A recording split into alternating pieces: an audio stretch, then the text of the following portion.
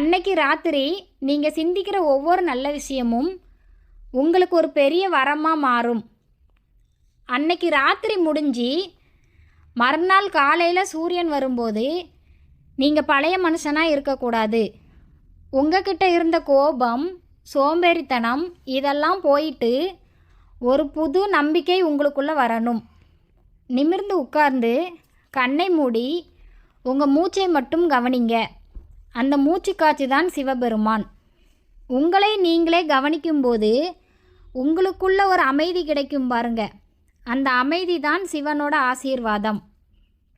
சிவபெருமான் எங்கேயோ தூரத்தில் மலை மேலே உட்கார்ந்துட்டு இல்லை, அவர் உங்களோட ஒவ்வொரு மூச்சிலையும் கலந்திருக்கார்.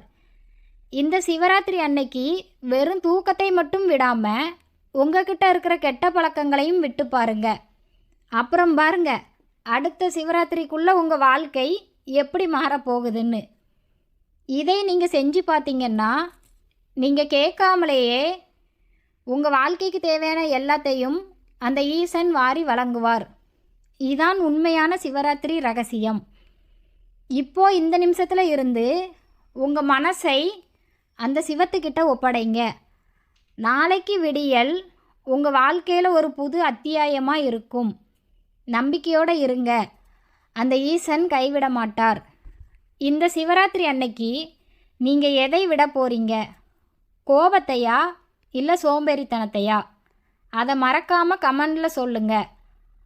இந்த வீடியோவோட முழு பதிவையும் பார்க்கணுன்னா கீழே இருக்க லிங்கை கிளிக் பண்ணுங்கள். மறக்காமல் நம்ம சேனலை சப்ஸ்கிரைப் பண்ணிடுங்க.